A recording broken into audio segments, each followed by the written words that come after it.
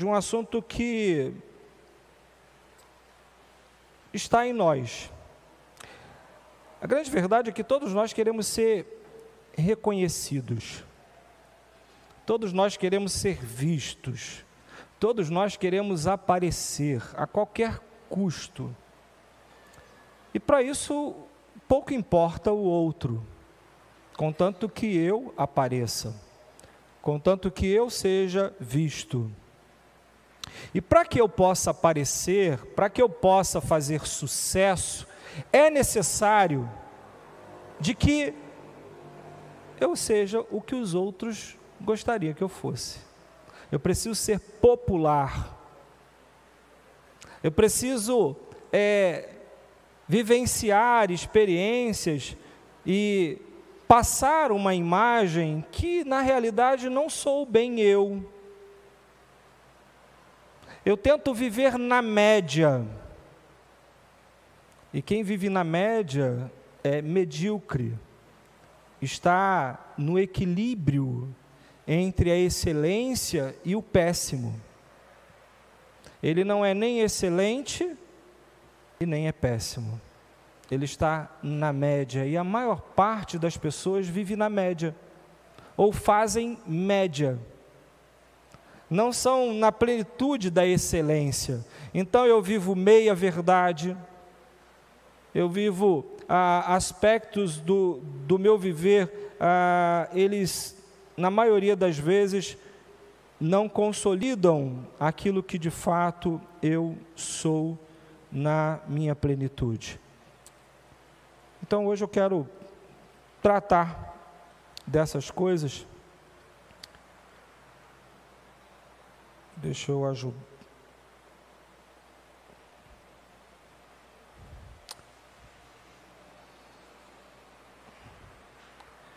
Então, conformismo é aceitar as normas, os costumes que dominam a sociedade, sem questionar, simplesmente para não ter problemas. Então, hoje nós estamos vivendo um problema sério no Brasil, por exemplo, do conformismo, onde a gente vê a sociedade praticando o mal, a gente vê pessoas praticando o mal, mas, de uma certa forma, a gente não questiona, a gente é pejorativo, a gente faz piada de tudo, não é assim? A gente tenta fazer piada de tudo, e o pior de tudo, somos passivos. Só que quando se trata de igreja, Deus não nos convidou para sermos passivos, muito menos conformistas. O Senhor nos convida a sermos ativos, a sair da nossa posição, do nosso lugar seguro, a irmos ao mundo, a proclamarmos o Evangelho, a anunciarmos as boas novas de salvação. Mas aí a gente tem problemas, porque vamos ser confrontados. E essa é a razão que nós nos conformamos. Então um aluno chega na sala de aula e a professora de história está lá dizendo que o homem veio do macaco. Você crê nisso? Amém? E quantas vezes você já questionou isso dentro de uma sala de aula? Quantas vezes você já levantou a sua mão, ou na questão, na prova, você colocou que quem criou o homem foi Deus, e tomou 0 por conta disso?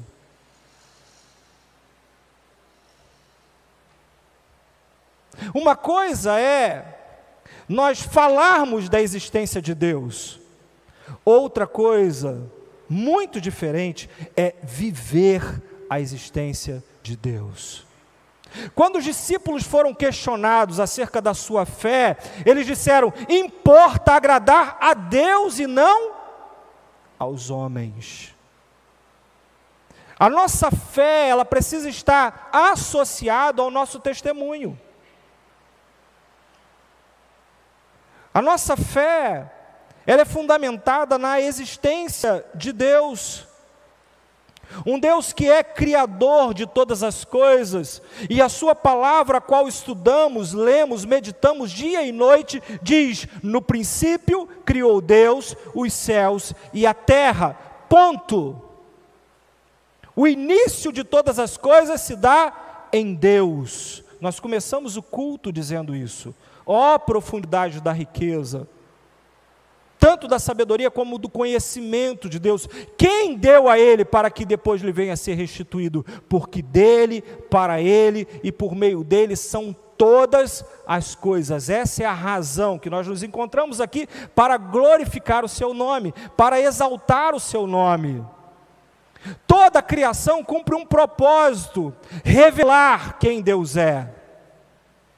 Os céus anunciam a glória de Deus, o firmamento anuncia a obra do seu poder. Um dia discursa, outro dia. O nosso Deus criou todas as coisas para a glória do seu nome. E essa glória foi manifesta a nós na plenitude dos tempos, como Gálatas 4:4 diz, quando Cristo Jesus vem ao mundo. E diz a palavra do Senhor, que no princípio era o Verbo, e o Verbo se fez carne e habitou entre nós. Não é um Deus que está lá, é um Deus que está aqui, presente. É um Deus emanente, é um Deus que está entre nós, é um Deus que se revela a nós, é um Deus que se comunica conosco, é um Deus que se relaciona comigo e com você. E esse Deus, por intermédio de Cristo Jesus, não apenas nos deu a lei, mas Ele cumpriu toda a lei, para que pudéssemos ter paz com Ele. Mas quando a gente questiona a existência de Deus, uma dúvida maior surge. Porque Deus existe, amém? Mas eu creio no seu projeto.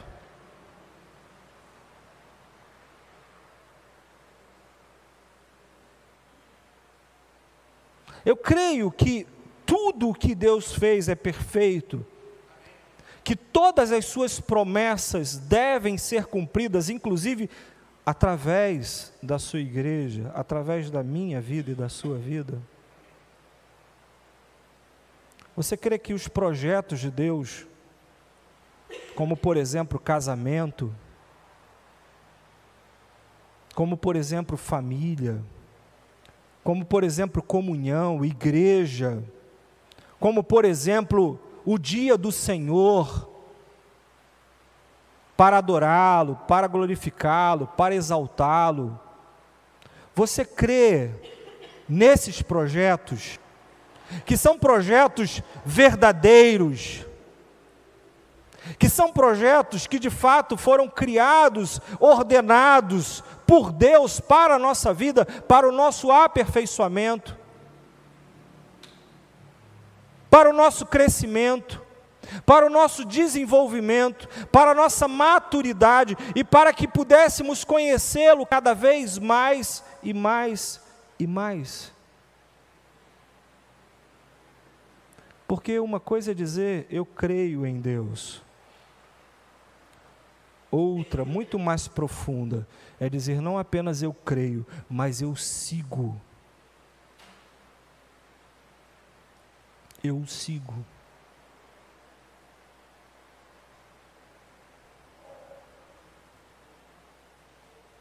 A palavra de Deus, lá em Romanos capítulo 8,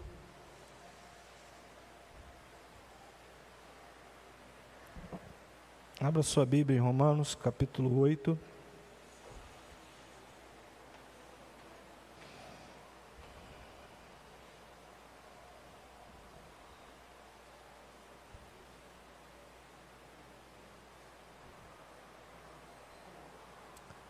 A partir do verso 28 ao verso 30,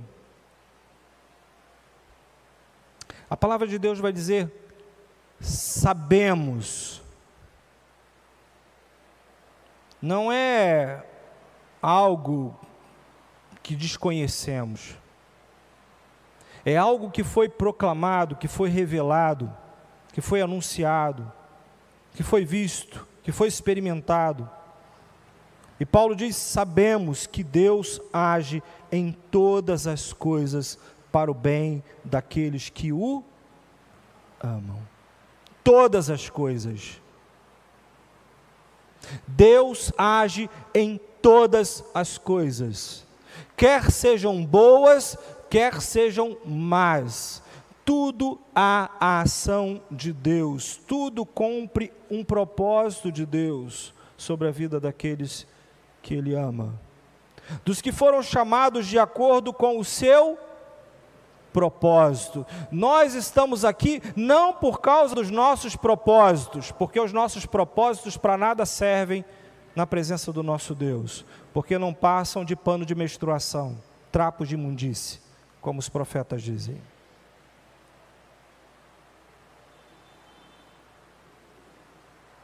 O Senhor tem propósitos e planos muito maiores para a nossa vida. E Ele vai dizer: eu é que sei que pensamentos tenho a vosso respeito, diz o Senhor. Pensamentos de bem e não de mal, para vos dar o fim que desejais. Então existem propósitos na vida. E Ele diz: pois aquele que de antemão conheceu, porque Ele é presciente, Ele tem conhecimento antecipado das coisas, Ele também os predestinou, pré-ordenou, para serem conforme a imagem de quem?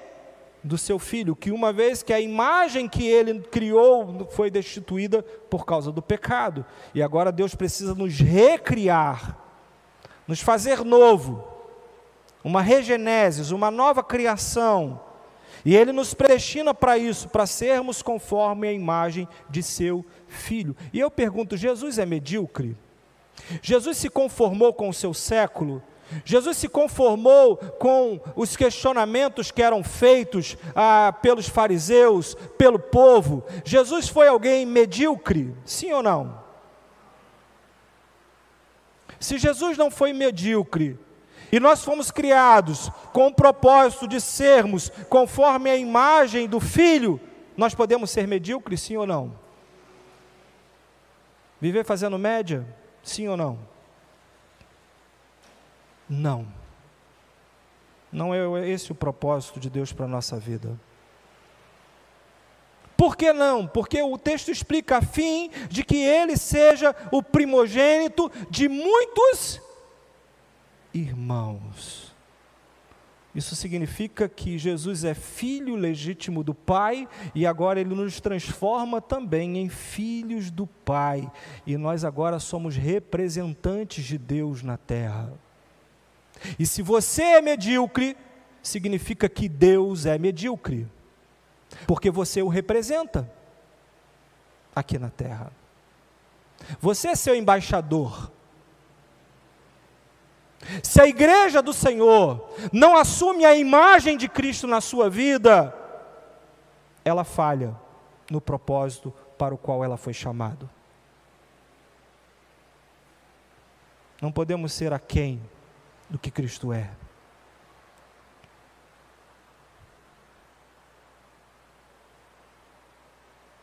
Ele nos predestinou, Ele nos chamou, e os que chamou Ele também justificou, e a esses que Ele justificou, Ele também glorificou.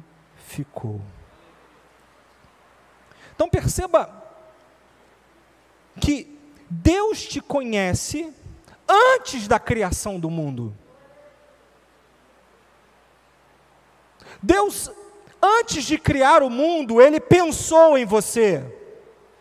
Agora, olha para toda a criação, algo perfeito, algo belo, algo bom, que o próprio Deus declara: isso é bom, e quando chega no homem, Ele diz: isso é muito bom. E aí pensa hoje a igreja no mundo, nós representamos um Deus que é bom. A sua vida espiritual, ela representa essa imagem de Deus. Deus te projetou para isso. Deus conhece você antes da fundação do mundo. Ele escolhe você antes da criação do mundo. Ele predestina você antes da fundação do mundo.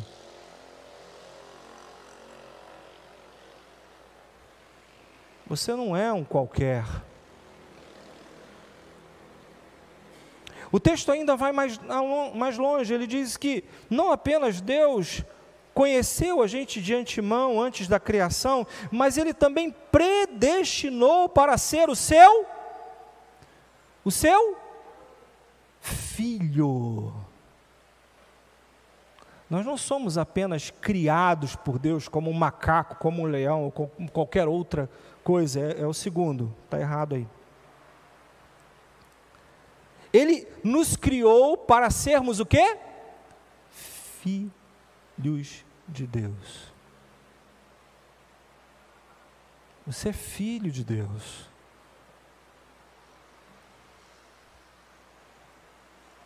Quando você era mais novo, quando alguém falava mal do seu pai ou da sua mãe, você ficava quieto? Quando alguém na rua xingava a sua mãe, você se conformava?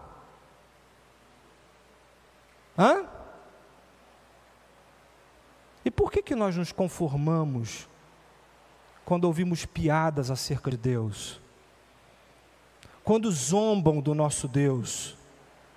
Quando ignoram a existência do nosso Pai? Quando desprezam o nosso Pai? Quando rejeitam o nosso Pai? Porque nós fomos predestinados para ser filhos de Deus. Porque quando o mundo rejeita o Pai, ele também rejeita o Filho. Você gosta de ser desprezado?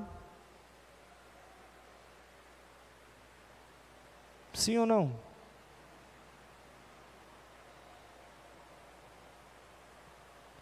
O Senhor Jesus é o primogênito entre muitos irmãos. Ele é o primeiro, mas nós também fazemos parte desta família. Mas o Senhor também tem um chamado novo à nossa vida. Porque fomos criados em imagem de Deus. Caímos no pecado. Fomos destituídos da glória e da imagem de Deus. Passamos a viver segundo a imagem do diabo, vivendo a cultura satânica. E Deus nos tirou das trevas e trouxe para a luz e transportou para o reino da sua luz, do seu amor. Nos tornou filhos e nos deu a salvação. Mediante a justificação significa que nós somos culpados. De fato, nós éramos medíocres, ali nem medíocres nós estávamos muito aquém da média, nós éramos absolutamente nada, necrosados, como Efésios diz, estávamos mortos em nossos delitos e pecados, mas Deus, sendo rico em misericórdia, nos deu vida, e vida abundante por intermédio do seu Filho amado Jesus Cristo. Mas essa vida, para que eu e você recebêssemos, essa adoção de filhos, para que eu e você recebêssemos, era necessário sermos justificados, ou a nossa dívida ser cancelada, ser perdoada, e pudéssemos então gozar desta liberdade. Ou seja, Deus nos concedeu redenção por meio do seu sangue, dando-nos o seu perdão, um salvo-conduto para vivermos com Ele, para Ele e por meio dEle. De maneira que não há mais condenação. Ninguém mais pode nos acusar, porque fomos justificados em Cristo Jesus. Ninguém pode nos chamar de bastardos, ilegítimos.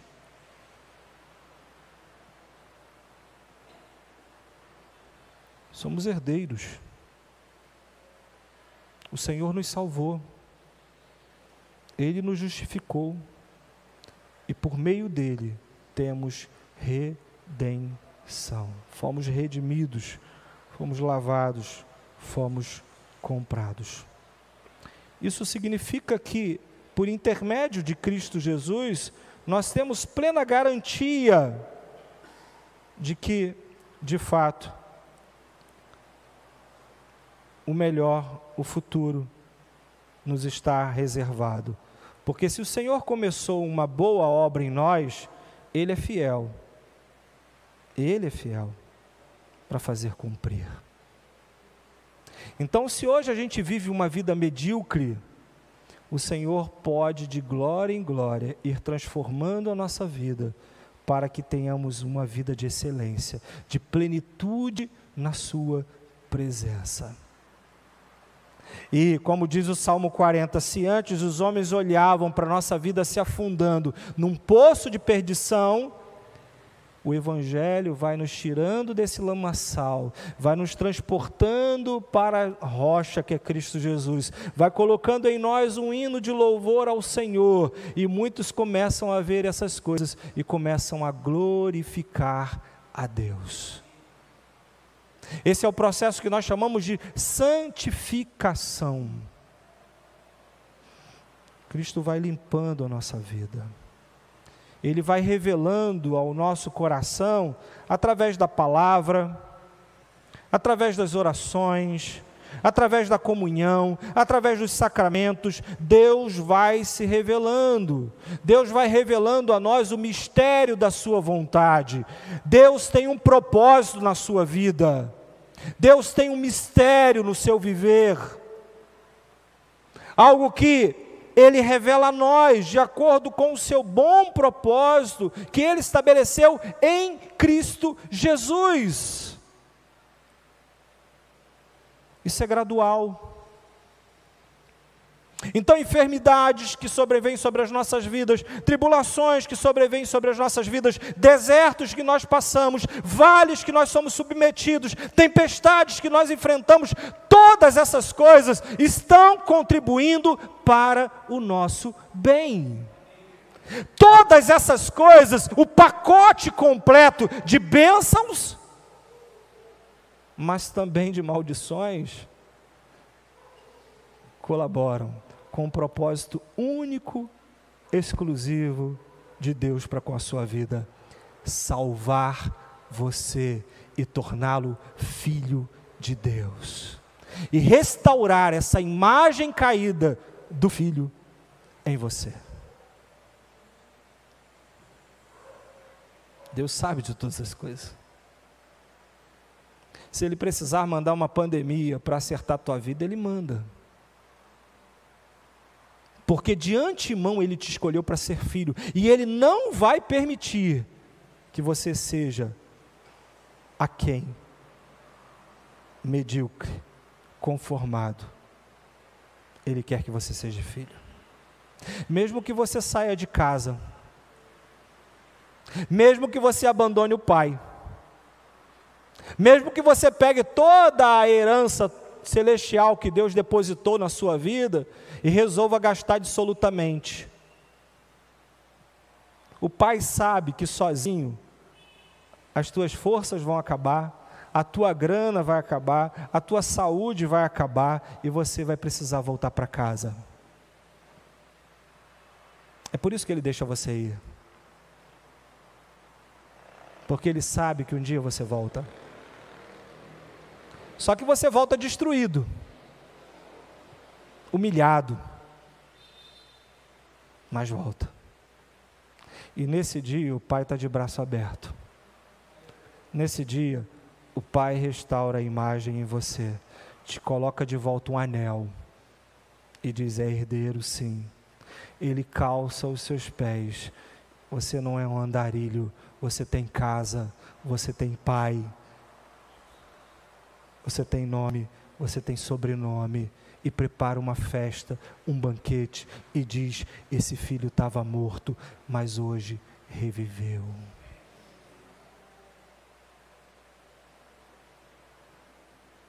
Deus já garantiu um futuro melhor para você. E você pode espernear, você pode reclamar, você pode fugir, Mas se Ele começou uma obra na tua vida, Ele vai terminar. Vai terminar. Ele é fiel. Você pode se tornar um conformista, mas Deus não se conforma. Deus não se conforma com o filho perdido. Ele fica esperando o filho voltar. Ele já tem inclusive o novilho cevado para ser imolado no dia da sua volta, que é Cristo Jesus, o seu próprio Filho. O banquete é preparado com o sangue de Cristo Jesus, que nos purifica de todo pecado, e o Pai não nos acusa, o Pai perdoa, o Pai abraça, o Pai ama, o Pai restitui todas as coisas que foram perdidas, para que nos tempos celestiais, ou nos tempos terrenos, na dispensação, na plenitude dos tempos, Deus há de fazer convergir todas as coisas em Cristo Jesus. Quer você queira, quer você não queira, um dia você vai ser igual a Cristo. Porque o Senhor te escolheu para isso. Porque o Senhor o predestinou para isso. Porque o Senhor o salvou para isso. E porque o Senhor preparou este futuro para a minha e para a sua vida. Por isso somos diferentes. Deus está nos preparando para sermos diferentes.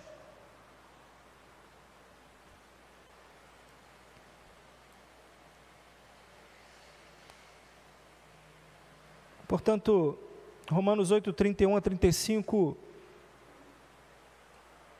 ele faz uma pergunta: se Deus é por nós, quem?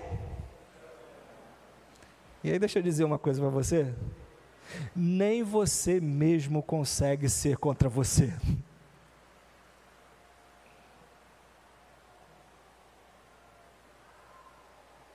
Se Deus é por você, nem você consegue ser contra você mesmo. Porque Deus é maior do que você, Deus é maior do que a sua vontade, Deus é maior do que o seu querer, Deus é maior do que os seus sonhos, do que seus planos, do que seus projetos. Deus é maior. Não há como fugir dele, não há como negá-lo, não há como rejeitá-lo. Ele é Deus, Ele é Deus. E todo joelho se dobra, e todo joelho confessa, e todo joelho diz: Ele é Senhor. Porque Ele não poupou o próprio Filho dEle. Por amor a você, Deus não poupou nem o seu próprio Filho legítimo. Você acha que Ele vai poupar você? Se para que o Filho tivesse que cumprir o seu propósito de salvação, Ele o mandou para a cruz, você acha que Deus vai te mandar para onde?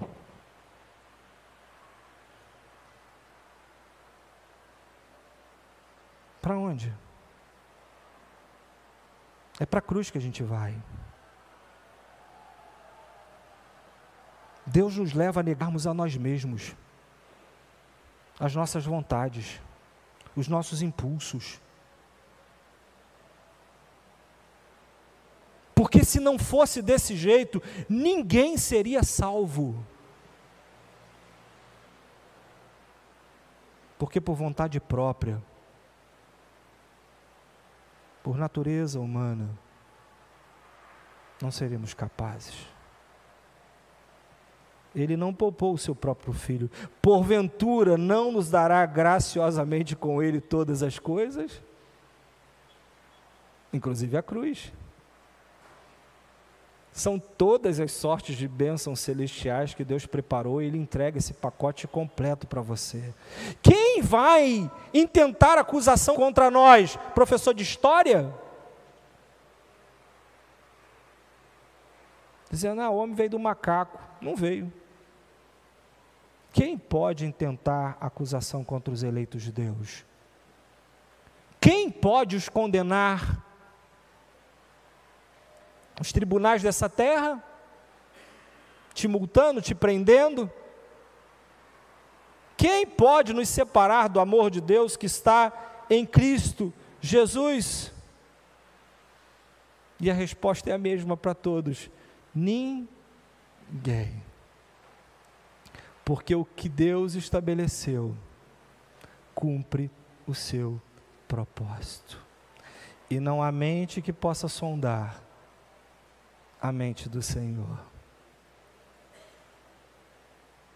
Não há ninguém que possa debater com Ele. Jó tentou. E Deus simplesmente não respondeu a nenhuma pergunta sequer que Jó fez. Quando Deus rompe o silêncio, Ele perguntou: Jó, quem é você? Onde você estava quando eu coloquei os fundamentos da terra? Onde você estava quando eu criei o mar? Onde você estava quando eu delimitei que o mar deveria parar aqui? Então fica quieto, Jó. Eu sei o que eu estou fazendo.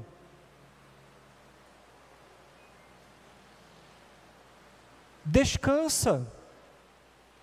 Por que anda inquieto a minha alma? Espera em Deus. Diz o salmista. Mas eu quero caminhar um pouco mais. E eu pego uma fala de John Kennedy. E ele dizia que o conformismo é o cárcere da liberdade e é o inimigo do crescimento. Enquanto a gente nega a existência de Deus, os projetos de Deus para a nossa vida, enquanto a gente esperneia, enquanto a gente grita, enquanto a gente murmura, enquanto a gente não experimenta liberdade, nem muito menos crescimento. Paulo fala para a igreja: eu queria dar a vocês alimento sólido, mas eu tenho que ficar dando leite espiritual, porque vocês ficam teimando com Deus, insistindo na prática do pecado, insistindo em cometer erros. E o que isso significa? Que você vai ser aprisionado, você vai sendo encurralado, você não cresce, você vai diminuindo, vai enfermando. Olha como que age o conformismo. O primeiro, por ele querer aceitação a qualquer custa, ele se conforma. Eu quero ser aceito, então, por exemplo, eu estou lá com as minhas ideias lá no Facebook, eu coloco lá, alguém questiona e eu ignoro. Eu não defendo a minha posição, porque se eu defender a minha posição vai gerar o quê? Desgaste. Eu posso perder seguidores, eu vou viver a cultura do cancelamento, e aí eu aceito a ofensa, eu aceito o contrário, eu aceito que denigram a minha imagem, que falem mal do meu Pai, do meu Deus. Tem um sociólogo que ele diz uma frase muito interessante, embora seja ele ateu, ele vai dizer o seguinte: caso após caso, vemos que o conformismo é o caminho fácil, é a via rumo ao privilégio, ao prestígio. A dissidência traz custos pessoais. O problema é que a gente não quer pagar o preço. O problema é que a gente não quer tomar a cruz e seguir a Jesus. Nós queremos ser filhos de Deus, amém? Mas quais são as implicações que isso tem? O que de fato significa ser filho de Deus e trazer em mim a imagem de Cristo? Significa que da mesma forma que rejeitaram o Salvador, eles vão me rejeitar também. Da mesma forma que cuspiram no Salvador, eles vão me cuspir também. Da mesma forma que eles crucificaram o Salvador, eles também vão me crucificar. É muito mais fácil eu não lutar. É muito mais fácil eu desistir. É muito mais fácil eu me conformar. Esse é o caminho mais fácil. Essa é a razão que a igreja fica aberta domingo após domingo e todo mundo passa por aqui e ninguém se incomoda com a nossa presença aqui. Porque se de fato fôssemos luz neste bairro, essas janelas estariam quebradas quase todos os dias. Essas paredes estariam pinchadas quase todos os dias. E provavelmente alguns de nós já não estariam mais entre nós. Essa é uma realidade.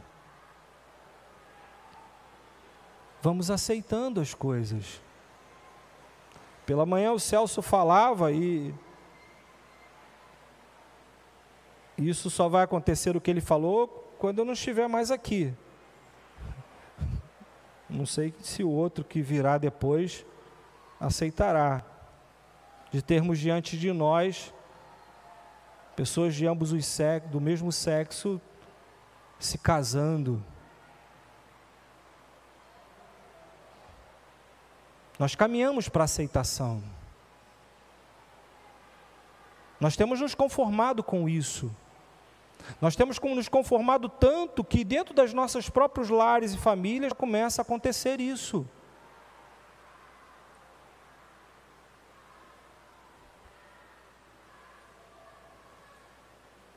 Qual é o propósito de Deus para o homem?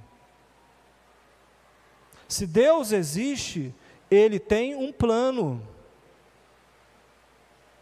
E esse plano precisa ser vivido e cumprido por quem? Pela igreja. É a igreja que sustenta a imagem de Deus. É a igreja que sustenta a lei de Deus. É a igreja. Mas se formos medíocres, não subsistiremos. Se a gente ficar na média, eles vão avançar, e avançar, e avançar. Ele quer promover de qualquer jeito a representação.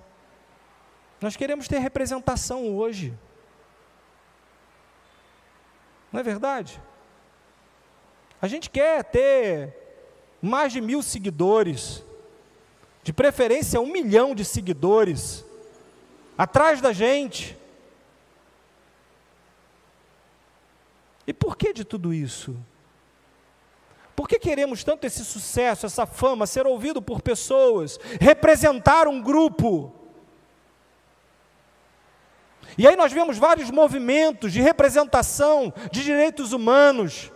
Um que representa o negro, outro que representa a comunidade LGBTQ+, outro que representa o que está preso, o que representa... Por que tanta representação? Porque queremos construir diversas imagens, mas o nosso Deus tem o propósito de construir apenas uma imagem, e a imagem do Filho em nós. É essa que precisa ser vista, porque quando a imagem de Deus é refletida em nós, todas as demais imagens se submetem a essa imagem.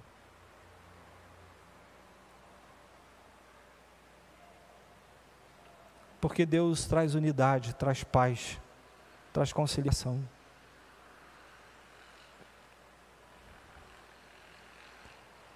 Terceiro,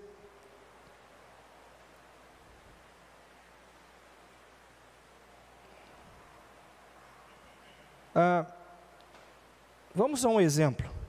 Saul, abra sua Bíblia, em 1 Samuel capítulo 15.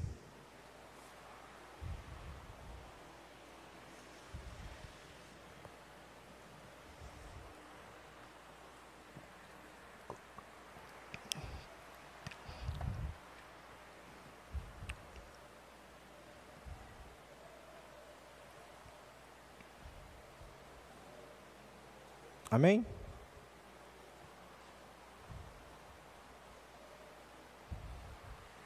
Então veja essa questão da representação, da encenação na nossa vida, né? De representar. E Jesus chamava os fariseus de representantes ou de hipócritas, aqueles que se apresentavam diante do povo dizendo que era uma coisa, mas eram outra. Saul era popular diante do povo, diz o verso 9, verso 8 e 9 diz: tomou vivo Agag, rei dos amalequitas, porém a todo o povo destruiu a fio de espada.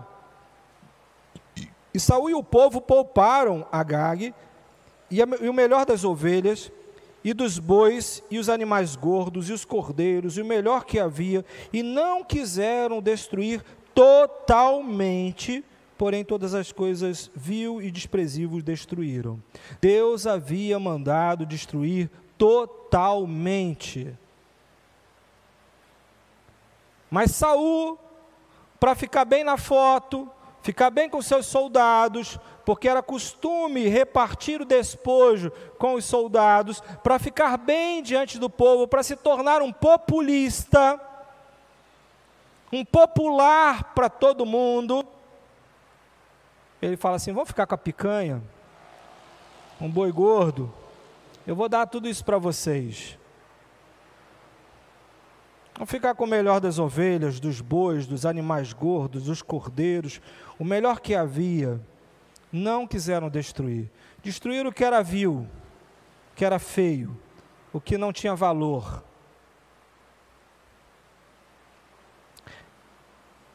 Diz o texto, verso 13, que quando Samuel volta e questiona a Saul pelo que fizera, porque Samuel chega de madrugada lá, diz o verso 12, para se encontrar com Saul pela manhã.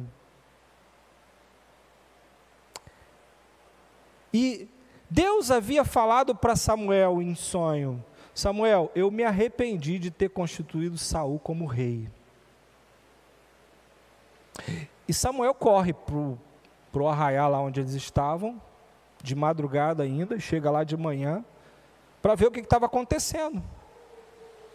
E diz o texto, verso 13, veio, pois, Samuel a Saul, e este lhe disse: bendito seja tu do Senhor, executei a palavra do Senhor. Mentiroso. Deus havia mandado destruir tudo, mas ele falou: não, eu quero ficar com o melhor dessa terra. Tem coisas que eu não quero abrir mão. Tem coisas que eu aceito, mas algumas coisas não. Vamos fazer uma modificação aqui nessa. Mas quando ele chega diante de Samuel, ele se torna espiritual. Não, eu fiz tudo direitinho. Tudo certinho. Aí no verso 20 e 21, porque Samuel confronta, fala: ó, Deus tirou o reino de você, e eu sei que tu não fez da forma que Deus mandou você fazer. Saul se faz de vítima. Versículo 20 a 21, ele diz: então disse Saul a Samuel: pelo contrário, dei ouvidos à voz do Senhor, e segui o caminho pelo qual o Senhor me enviou, e trouxe a Agag, rei de Amaleque, e os amalequistas, os destruí totalmente. Mas o povo tomou do despojo ovelhas e bois, o melhor do designado, destruição para oferecer ao Senhor teu Deus em Gigal. Ele vai além, ele mente ainda mais, ainda bota a culpa no povo. E tem muita gente que se vitimiza. Não, não é bem assim, não é desse jeito. Se a igreja não se arrepende, se a igreja não confessa o seu pecado, não há absorção, não há perdão. E aí,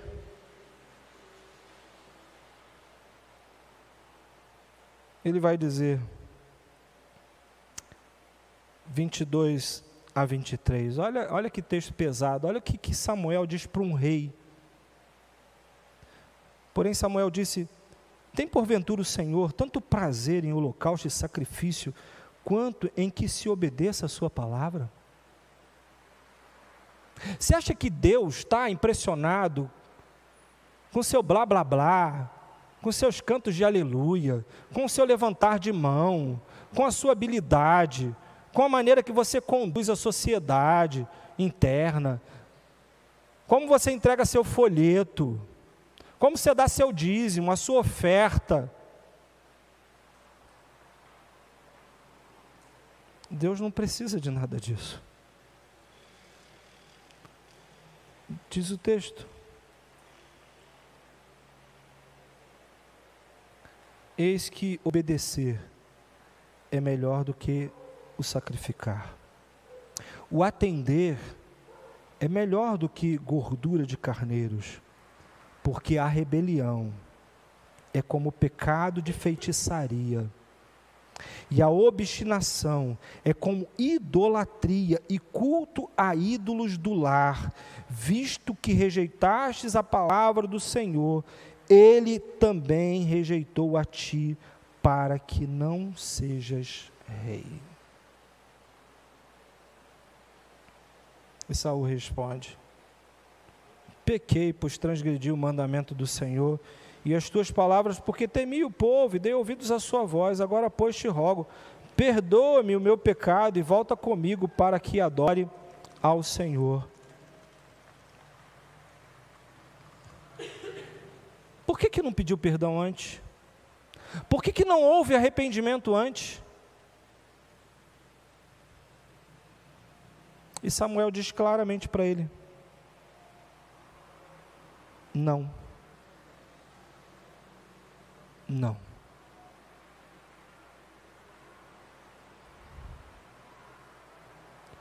Quem tenta dar um jeito de se autopromover, quem coloca a sua imagem acima da imagem de Deus, vai ouvir de Deus: não.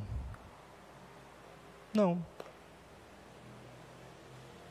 Você pode posar de bonzinho, mas é não. Porque o que importa para Deus é a obediência. Deus não vê atitudes, Deus sonda o coração. Deus não se guia por circunstâncias. E como é que a gente vence isso, pastor? O inverso do conformismo é coragem. E só os corajosos se arrependem. Só os corajosos confessam. Só os corajosos abandonam.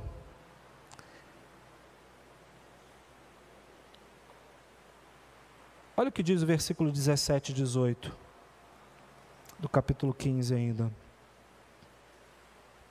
Embora pequeno aos seus propósitos, aos seus próprios olhos, você não se tornou líder das tribos de Israel? Saul era quem antes de ser rei? Ninguém, covarde. Um servo. Estava escondido atrás das malas. Aí o povo pede um rei e Deus fala assim: tá bom, Saul, você vai ser rei. E embora ele fosse pequeno, aos seus próprios olhos ele reconhece isso. Depois você faz uma pesquisa aí, vê de qual linhagem que ele era, não tinha linhagem de realeza alguma. O Senhor o torna líder da tribo de Israel. Deus coloca ele na posição de rei sobre o seu povo. E o Senhor o unge como rei sobre Israel e o envia numa missão. O Senhor nos colocou como reis nessa terra e nos enviou a uma missão. Esse é o propósito para o qual você foi criado. Esse é o propósito que antes da criação do mundo, Ele predestinou você. Esse é o propósito de Deus para mim e para a sua vida. Nada aquém disso. Mas Saul não cumpre essa missão. Olha o que Deus diz: vai e destrua completamente aquele povo ímpio, os amalequitas, guerrei contra eles, até que os tenha eliminado. Todos, ele poupa o rei, ele poupa gado, ele poupa tudo. Porque ele queria ser visto por quem? Por Deus? Não, ele queria ser visto pelo povo. E com certeza ele ganhou milhares de seguidores naquele ato de bondade. Deu churrasco para todo mundo. Pegou do despojo e distribuiu para o povo. Se deu bem. Popularidade, ó, lá em cima. Mas diante de Deus, ele pecou. Para quem você quer ser visto? Ou por quem você quer ser visto? Pelos homens que vão te exaltar nessa terra, mas que não podem fazer nada pela sua eternidade, ou por Deus? Para quem você vive? Pelo que você vive? Para ser popular? Ou para ser salvo? Deus não nos salvou para sermos populares. Deus quer que Ele seja popular. E para Deus ser popular, Ele precisa estar na vida de cada um aqui. Mas o problema é que quando as pessoas olham para a minha vida e para a sua vida, eles não veem a Deus. Eles continuam vendo o Ederson. Eles continuam vendo a Maria, continuam vendo o João. E o João, o Ederson, pode até ser popular, mas Deus vai sendo deixado de lado. Ele vai sendo esquecido. E a sua missão não se cumpre. O importante é ser avaliado por Deus. Olha o que Samuel diz. Versículo 22 e 23. Acaso tem o Senhor tanto prazer em holocaustos, sacrifícios, quanto em que se obedeça a sua palavra? Postei um monte de bobagem na rede social, aí no domingo eu venho para a igreja e falo, ó Senhor, templo do Senhor, templo do Senhor, templo do Senhor é, estamos salvos.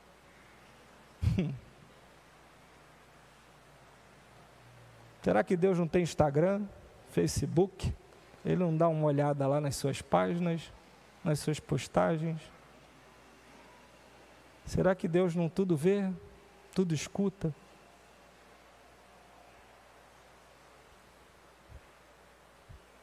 Você pode até ganhar uns pontinhos com seu pai, com a sua mãe. Não, mas eu fui na igreja, estava lá. Com seu avô, com a sua avó, são membros antigos aqui. Com seu pastor, com seu presbítero, com o diácono. Mas acaso o Senhor tem prazer nisso?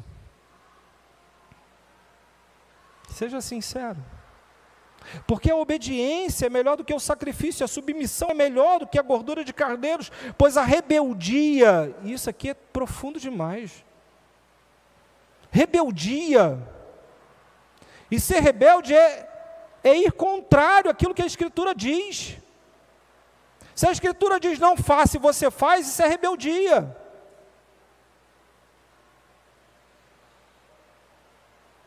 É como o pecado da feitiçaria. É arrogância como o mal da idolatria. E assim como você rejeitou a palavra do Senhor, Ele o rejeita como rei.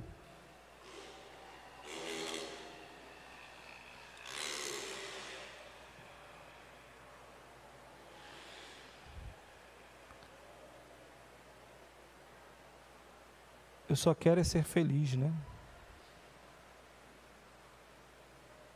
Andar tranquilamente na favela que eu nasci, não era isso que cantava? E tem muita gente assim, eu só quero ser feliz, pastor. Deixa eu viver minha felicidade. Deixa eu curtir a vida.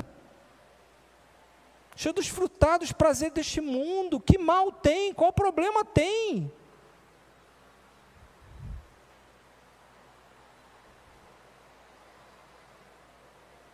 Que adianta você ganhar o mundo inteiro e perder a sua alma, meu irmão, minha irmã?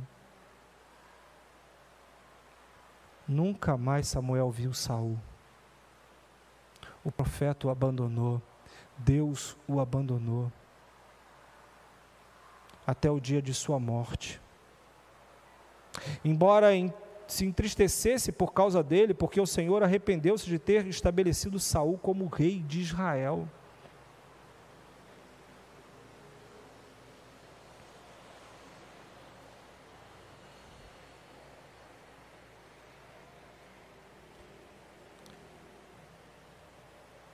De que lado você está, meu irmão? O que você está fazendo da sua vida? Agradando a homens, sendo popular? Ganhando cada vez mais seguidores nesta vida? Deus vai cobrar todas essas almas que você está levando junto com você para o abismo.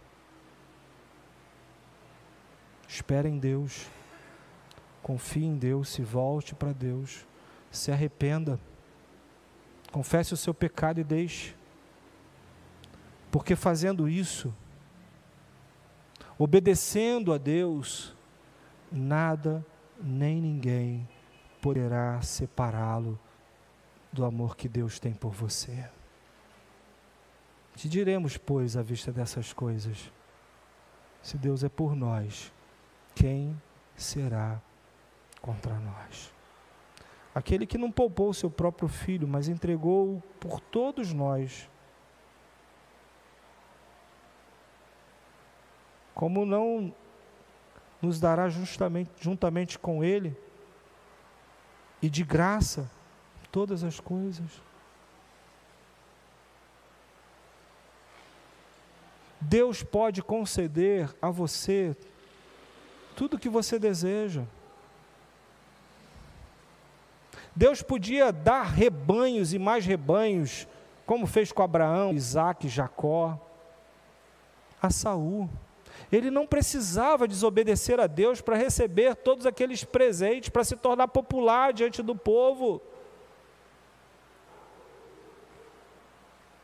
Você não precisa desobedecer a Deus para ser feliz. Você não precisa desobedecer a Deus para se tornar alguém visto pelos homens. Inclusive é esse o propósito de Deus para a nossa vida, que os homens olhem em nós e vejam a sua face resplandecida.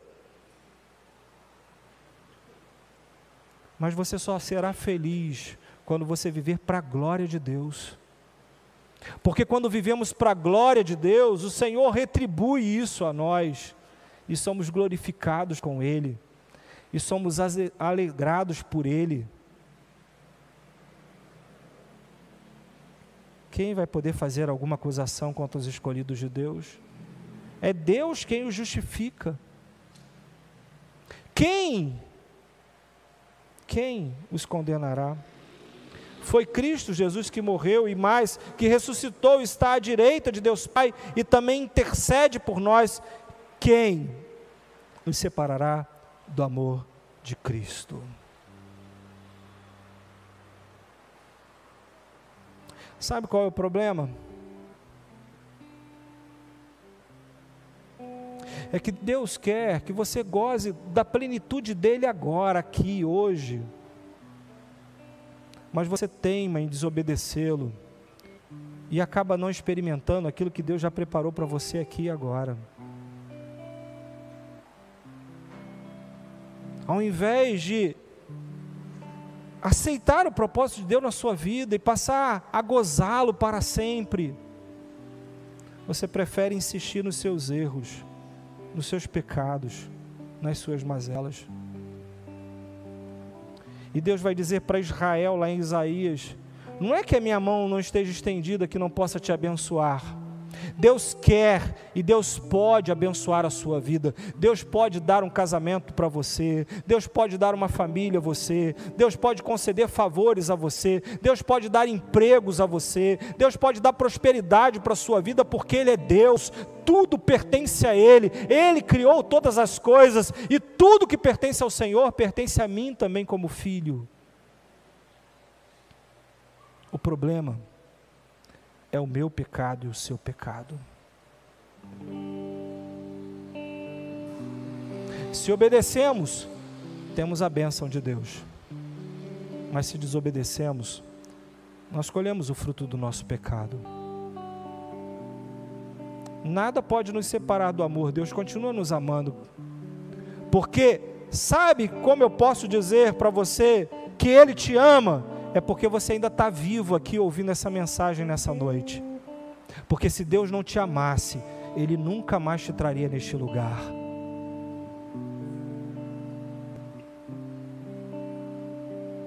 Porque Deus não joga pérolas aos porcos.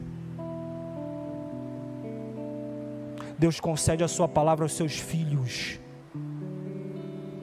para que eles sejam vivificados, para que eles sejam santificados, e principalmente para que eles sejam salvos de si mesmo. É essa a razão que você está aqui. É por isso que Deus te trouxe neste lugar, para que você não se conforme a viver nas artimanhas de Satanás, a viver gastando dissolutamente uma vida que Deus te deu para viver plenamente. Você não se contente com metade da riqueza, dos bens de Deus, com as migalhas que caem da sua mesa, mas se contente com a plenitude de Deus, com todas as sortes de bênçãos espirituais que Deus preparou para a sua vida. E é por isso que Ele te traz aqui, e é por isso que Ele fala ao seu coração, de maneira que nada pode separar você de Deus. E da mesma forma que Ele foi até Pedro, depois de ter negado, Deus vem até você e diz: apacenta a minha igreja. Há uma mesa preparada para nós, e mesa é lugar de transformação. Deus nessa noite dá a oportunidade para nós que ceiamos, de sermos mais uma vez transformados de glória em glória, de glória em glória, até que atinjamos a plenitude.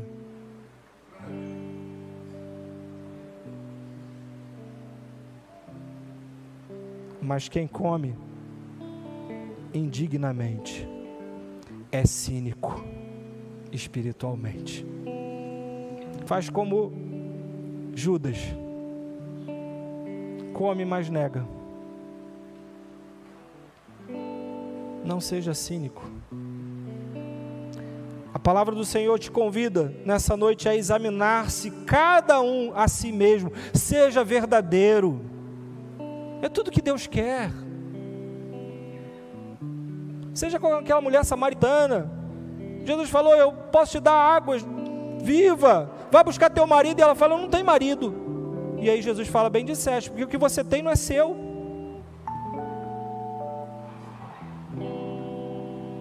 E ela diz: vejo que tu és profeta. Deus conhece o seu coração. Seja verdadeiro com Ele. Não adianta você enganar. Você pode enganar o pastor, pode enganar a igreja, pode enganar seus pais, mas a Deus você não engana. E se você come, participa da mesa, sem ser verdadeiro, sem confessar, sem se render, sem mudar, você come e bebe condenação.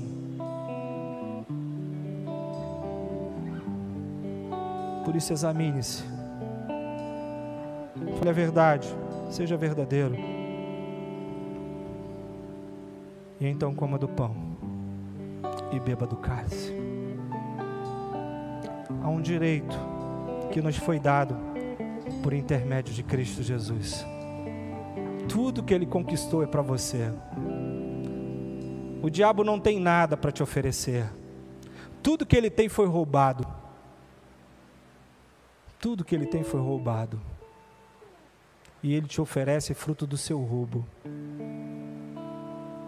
E tem muita gente acostumada a comer na mesa de Satanás. Mas eu te convido a comer e beber do pão e do cálice.